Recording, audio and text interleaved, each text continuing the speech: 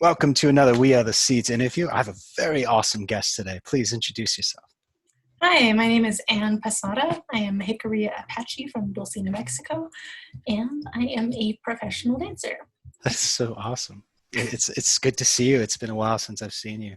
Um, so I have a few questions for you. Yeah, go on. Um, what inspires you to get into dancing? Like I'm blown away by the video you sent us, and I'll post pictures and some of the video here so people can see. But what inspired you to get into that? So dance is an interesting outlet for me. Mm. I'm somebody who doesn't communicate very well what I'm experiencing internally, verbally very well. And I can't draw, I can't do a whole lot of other things, but for some reason, the mode of communication that works really well with me is brain to body. So I can express physically better than I can verbally a lot of the time. That's it's interesting how dance has always been kind of this visual soundtrack to life. It truly is another language. So where do you study your dance? That's an interesting question. My dance background is a little unique, not necessarily unique, but it's a little unconventional in the sense that I'm not a technically trained dancer, which means I didn't go to dance school. I didn't grow up taking classes. I haven't been a part of like a dance community that's mentored me and brought me up since I was young. I got into the dance game pretty late in life, in my late 20s, which in dancer world, that's like a middle-aged. Yeah, so I have been experimenting with kind of these behind closed doors when no one is watching, these expressions between me and, say, music, if that's what's inspiring me, and just creating a relationship with what I think the music looks like and what it feels like. So I've been cultivating that relationship for a while now, and just in the past, maybe, I don't know, 5 to 10 years, have been able to cultivate that into something a little bit larger that I can share with other people. And I've been lucky enough to be performing with really wonderful people and hired by a wonderful dance company called Dancing Earth. They've given me tremendous opportunities to tour all over the country and multiple countries around the world, which is amazing. I get to do this little hobby that I have for a job a lot of the time. Yeah, so I've really lucked out with that one. How, if you don't mind me asking, how did they find you? Like, were you sitting there going, please, please, I can do it. I do the same thing all the time on my music. I'm like, I swear I'm good. Just give me a chance. No, actually, it's an interesting story because I'm very shy and I would never put myself in Oh, the spotlight if I had the choice. But the relationship with the company started when I was very young. At my elementary school, a program called the National Dance Institute, NDI, used to okay. bring teachers to our school, and we had to mandatorily participate in this production that nobody wanted to be a part of. And it just so happens one of those years, one of the teachers came and did the whole season with us, produced a show, and kind of developed something a little bit more, and came back in another one of those summers and created her own production that was kind of more indigenous focused, Mm. less for the general public, more focused on what we might value. And in that production, she remembered who I was, and Huh. I was a part of that as a optional summer program. And much later in life, when I was in high school, I went to one of her performances, again, probably through some school outreach thing, and she remembered me, and she invited me to come to a dance workshop. And then even years later, when I was rounding up my college experience, her company toured to my college, to Fort Lewis College. And I was like, oh my gosh, this person that I remember, this amazing person, is touring to my college. I'm going to go to the show. I'm going to go to the workshops. And she had this crew of just amazing Native people. They were so strong. They were like superheroes to me. Wow. They were just like incredibly well built. individuals, powerful, beautiful, and they were dancing. They're like cool people dancing. And I was like, wow, that's not weird or cheap or cheesy at all. That's just cool. So So I did everything that I could to be a part of everything that was happening for that tour. And a couple of months later, I was invited to audition for the company's summer intensive. hmm, And after being accepted, I participated and have been a company member, participating on different levels since about 2012. wow, it's awesome when people who are in this industry see something that you don't see yourself Mm, internally. yeah. So how has this changed you working with this institution? How has it influenced you personally? Has it reprogrammed your brain, the way you interact socially? Because you have such a brilliant way of adding emotion to the dance, to the visual. It's like music to a movie, right? It Mm, builds and it grows. With you, the movement, the subtlety, the waiting, you build all this amazing, beautiful anxiety and just release it like a storm. And so has it changed you in any way?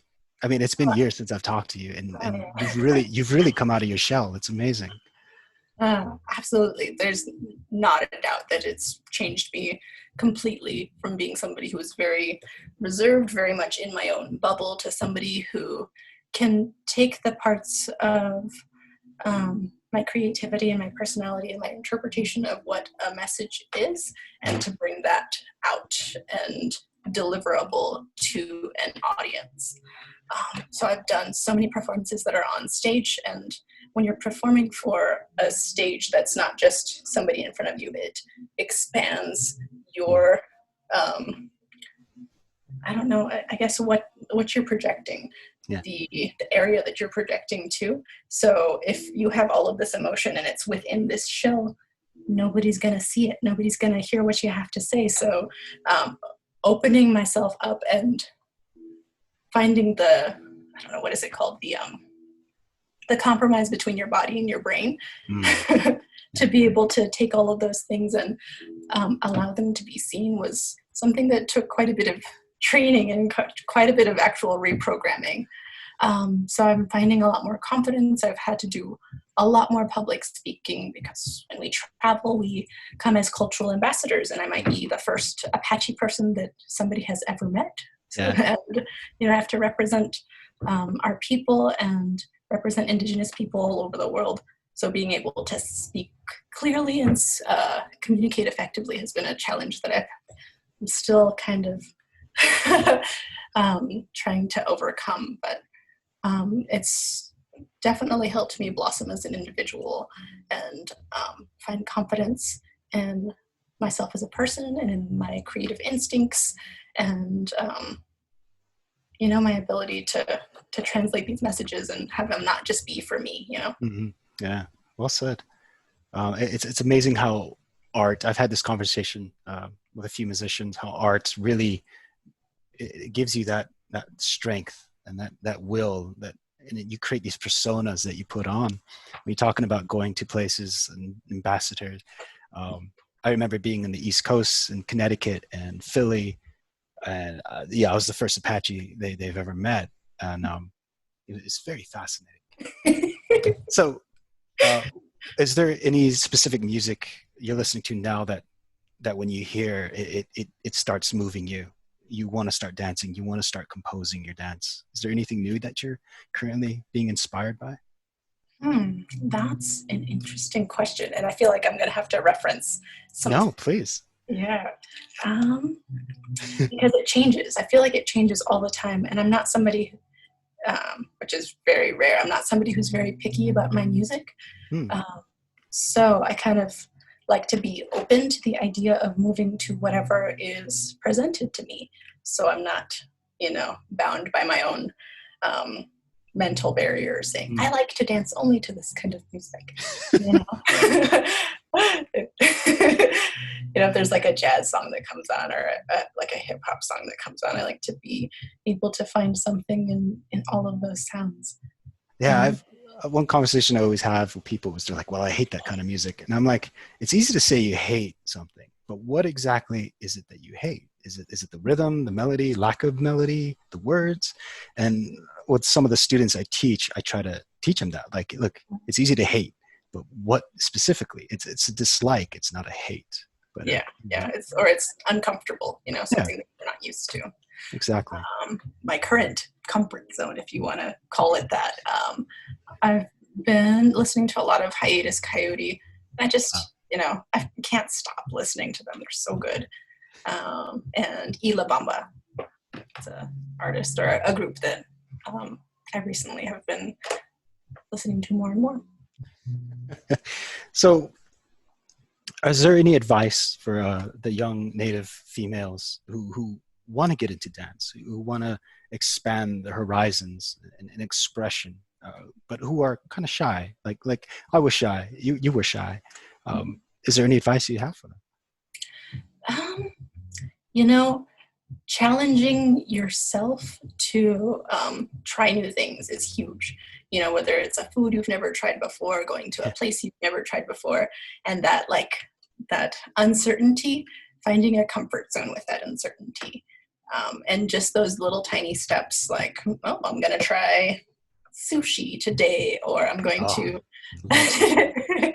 visit this part of town that I've never been to, and have an open mind enough to find something that you like about it, or at least understand what you don't like about something, can help explore those parts of you that are uncomfortable, and pushing that boundary constantly can take you to places that you've never imagined. So, Yeah, for example, me not being comfortable with certain parts and choosing to take those steps, I've traveled solo completely by myself to Iceland, to like a foreign country with, a completely different language, and finding my way around the entire island, and going on these incredible adventures with these like unbelievable sights and sounds that I never would have had access to if I didn't choose to that's say, true.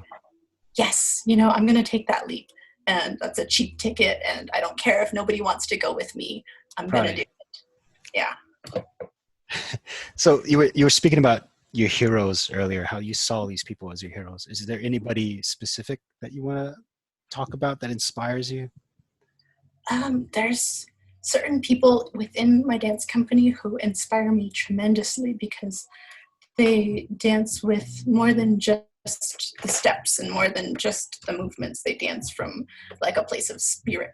And that's something that's like, I feel like a little bit more rare in a dancer, Mm-hmm. um, where they can project more than just the movement or the choreography. They add an extra layer onto it. And the people who come to mind within the company, Daniel Arizmendi out of the Bay Area, Eric Mraz, who now lives in the Pacific Northwest, Nicole Salazar, incredible technical dancer with a huge presence. Nice. Yeah, there's so many people I could gush about these people that I dance with, because they're all so inspiring. Please. But yeah, those are the few that come to mind. Aaron Keen Ate, he's a brilliant painter, jeweler, multi-talented person, but as a dancer, he adds that as well. He's a tremendous performer. Uh-huh. Yeah. Wow, that's so awesome. But I'll go ahead and wrap up the interview now. Is there um, anywhere people can find you on the socials to see some of your videos? Yeah, on Instagram, I am at Onsica, Aunsica. If you just Google that, I'm sure you'll find all of my profiles, because nobody else has that handle. And Pesata, I'll put your links in the description as well. yeah, and Pesata on Facebook. Yeah, but everything probably goes to Instagram. So if you want to find me, Yeah, we'll probably yeah. be there. Well, that's so awesome. Well, it's amazing to speak to you. Check out our videos on We Are the Seats on the socials, on the YouTubes, on the website. It's amazing stuff. We're having a lot of fun here. So thank you so much for joining us for another We Are the Seats interview. Yeah, thanks for having me. Of course. You have yourself a good day. I will.